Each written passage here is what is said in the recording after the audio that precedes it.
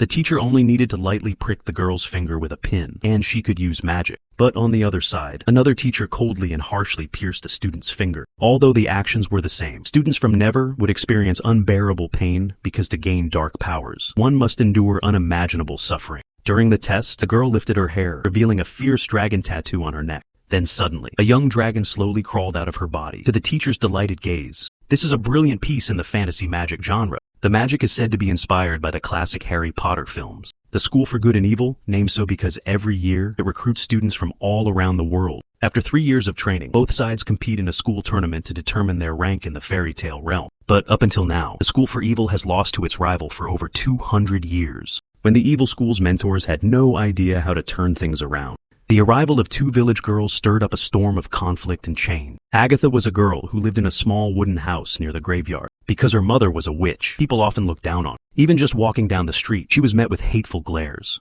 But despite her rough life, she chose to smile and face the world. One day, she saw a lost little lamb. As she tried to comfort it, a large man blocked her path. He said, "Witches aren't welcome in this town." Agatha panicked, unsure of what to do. And when suddenly, a girl rushed in to save her. Her name was Sophie. Sophie was beautiful, but often mistreated by her stepmother. Since she was little, she dreamed of going to the School for Good and becoming a princess. She applied every day. She hoped they would take her away from that place. That evening, Sophie went into the forest to wait for the messenger, like always. Unexpectedly, Agatha followed and advised her to accept reality. She couldn't stay lost in her fantasy world forever. Suddenly, blood-colored clouds gathered over the forest. Before they could understand what was happening, dark clouds took Sophie away. She shouted in excitement while Agatha chased after her. A dark mist suddenly threw Sophie into the middle of the road. Before she could even blame Agatha, suddenly, a giant bird flew out from the forest and captured them both. The 2 girls were taken by a massive eagle to a magical world. Standing tall before them was the School for Good and Evil, the birthplace of fairy tales. The School for Good nurtures righteousness, while the School for Evil shapes the dark side. Sophie had always dreamed of joining the School for Good to fulfill her dream of becoming a princess. Agatha, on the other hand, came only because she was worried about Sophie's safety. She simply hoped the eagle would take them back to the real world. But anyone who enters the magical world can only leave after witnessing a miraculous story. The bird brought them to the school to begin the sorting process.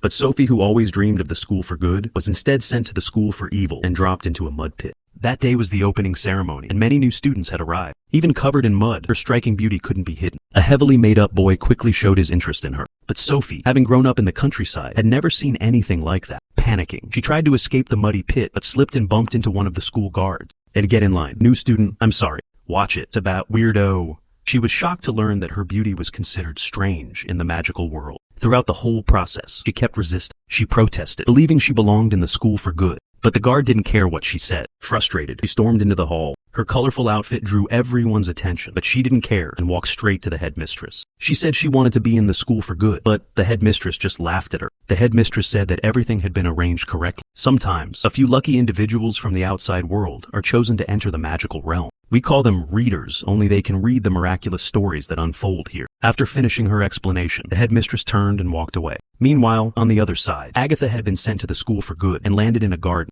Then she was awakened by the noise around her. In her daze, she realized it was a flower fairy. Although the hit didn't hurt the fairy, she was clearly upset by Agatha's action. Agatha stood up and met a few other students. To them, Agatha looked like some kind of creature. "What on earth is she?" "She looks like a witch." "I think she's a goblin." "She looks like a demon, or maybe a hunchback." Agatha tried to find her way to the School for Evil to look for Sophie. But instead, she was taken by the flower fairies and pushed into the School for Good's hall. "They won't ever touch me again." "They fine then? I thought fairies were supposed to be polite." "This place is warm, clean, and bright." But someone who lives in a tiny cabin in the woods like her just couldn't get used to it. She tried to sneak out but accidentally ran into the dressing room. There, she met Headmistress Dovey. Agatha hoped the headmistress would transfer Sophie to the School for Good, but she was denied. According to her, only those who truly believe in eternal happiness can enter the School for Good. But Sophie was the opposite. To keep Agatha from leaving, the headmistress offered her the full collection of expensive princess gowns, every color and style imaginable. She enthusiastically explained the origin of each dress to Agatha, but to her, it all felt meaningless. The next day was the orientation ceremony. Students from both schools gathered in the main hall. Agatha had to wear a dress that didn't fit her. Sophie wasn't much better off. She was dressed in a long, plain black gown. From a distance, it looked more like a bedsheet. They were about to talk to each other, but the guards pulled them apart. As soon as she sat down, Sophie noticed that there were no boys on the School for Good side of the hall. Once everyone settled in, the headmasters of both schools appeared. Following Headmistress Dovey's call, the boys from the School for Good marched in to take their places. They marched out of sync, not quite in step. Each of them had a sword at their side and tried to perform some martial arts moves, not very graceful. Seeing them perform so awkwardly, the School for Evil burst into laughter. Only the School for Good continued to cheer sincerely. But that was just the beginning.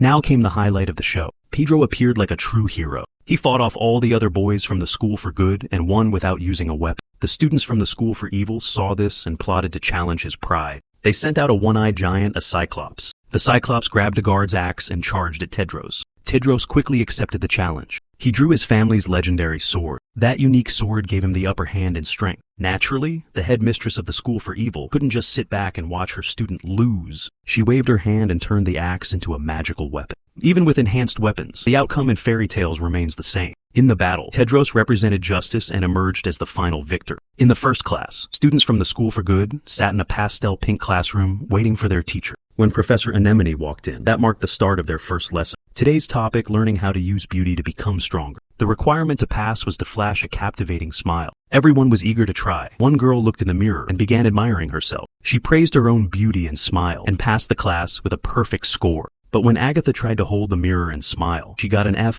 That meant she failed the class. The first lesson at the School for Evil was completely different. They had to learn how to make themselves look uglier, because when they looked the part, they could think faster under pressure. Sophie almost threw up when she saw the face-distorting potion. She had no desire to ruin her looks, but it wasn't her choice to make, so her classmates shoved her head into the potion bowl. In the second class, Agatha was resting against a tree when it suddenly spoke and told her to go away. Then, the earth spirit suddenly jumped out. He was the teacher for this class. In this class, they would learn how to survive in the forest. Because in the magical world, such places often hide many dangers. For example, this rose may look like a bright, beautiful plant, but in fact it's a man-eating flower. With just one touch, it would open its jaws and bite down on anything. Its bite force is stronger than a full-grown male lion. Later, they arrived at a pumpkin patch, where there were scarecrows with pumpkin heads. During the day, they were just ordinary dummies, but at night they turned into cold-blooded hunters. The teacher warned them never to come here at night, or they'd be chopped to pieces. Their scythes were razor-sharp. One swing could sever a head instantly. Just then, one boy accidentally brushed against the man-eating flower. The flower immediately sank its teeth into his thigh. He was so terrified, he wanted to run home to his mom. But he had already failed the class twice. If he ran now, he'd be punished. So Agatha chased after him, trying to stop him. But he was running too fast. Just as she caught up, storm clouds and strong winds began to swirl. They swept him up and vanished into the sky. Meanwhile, the second class at the School for Evil was about defeating enemies. They had to use magic to create the strongest weapon. One confident boy stood up and tried to transform into a werewolf. He gave it his all, but only managed to grow a single wolf hair on his neck. Though it was a little embarrassing, everyone still cheered for him. Then it was the girl next to him. She grabbed the edge of the table and closed her eyes. The table instantly turned into chocolate. Is it poisonous? Possibly. The third student stood up and lifted her hair. A tattoo on her body began to move. Her skin ignited, and suddenly a fire dragon flew out. She already disliked Sophie, so she ordered it to attack her. But suddenly, a swarm of honeybees crashed through the window. The bees swarmed all over the fire dragon. No matter how hard it struggled, it couldn't escape. Witches feel the pain their dragons experience. Thanks to Ms. Lee's reminder, Sophie ordered the bees to stop. The final class at the School for Good was defense. They had always been aided by animals. Now they had to pray to the fish underwater for strength. A teacher told them to touch the water and make a wish. Most wished to see loved ones and friends. Only Agatha wished to bring Sophie home and hoped everyone could return as well. The fish in the water rose up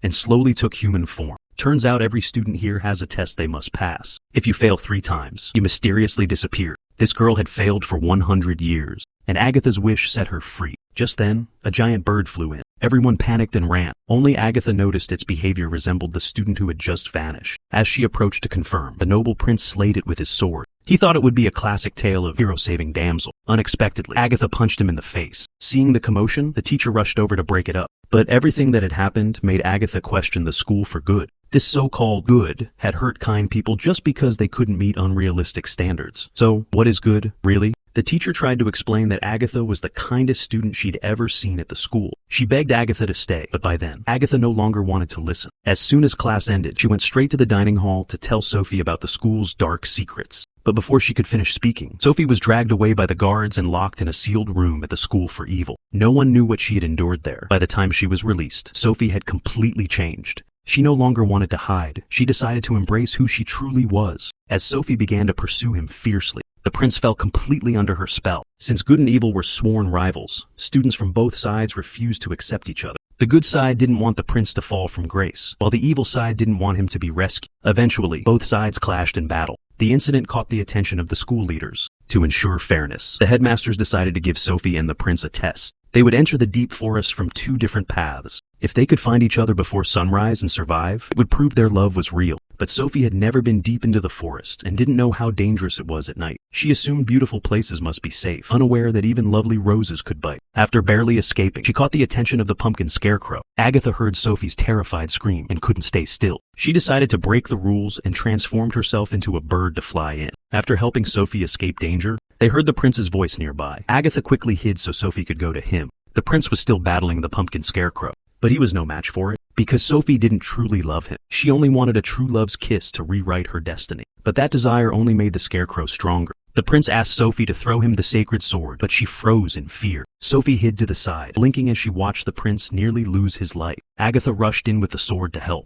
Taking the chance, the prince struck down the scarecrow. Through this challenge, he finally saw Sophie's true nature. He picked up the enchanted handkerchief and walked away from the trial. But surprisingly, Sophie didn't reflect on her actions. She blamed everything on Agatha instead. How can you say that, Sophie? I'm your best friend. A princess can't be friends with a witch. Unexpectedly, that selfish and dark-hearted reply awakened the headmaster's younger brother. After hearing his persuasion, Sophie changed completely. She even began learning forbidden magic from the School for Evil under his guidance. If she mastered it, she would gain not only powerful dark magic, but also the ability to transform a person completely in a short time. The headmasters of good and evil rushed to the library upon hearing the news, but it was already too late. At the eternal ball held once a year, a special celebration for both schools, everyone was enjoying the dancing when Sophie suddenly appeared. Her face had changed completely. She hoped the prince would still want to be with her, but he was no longer interested. Ironically, that was exactly what Sophie wanted. The guards rushed in to protect the prince, but Sophie neutralized them with a dark spell. Agatha pleaded with Sophie not to give in to darkness, but Sophie said they were now enemies. One of them had to fall, or the story would never end. With that, she turned and walked away coldly. Only now did the guards rush in.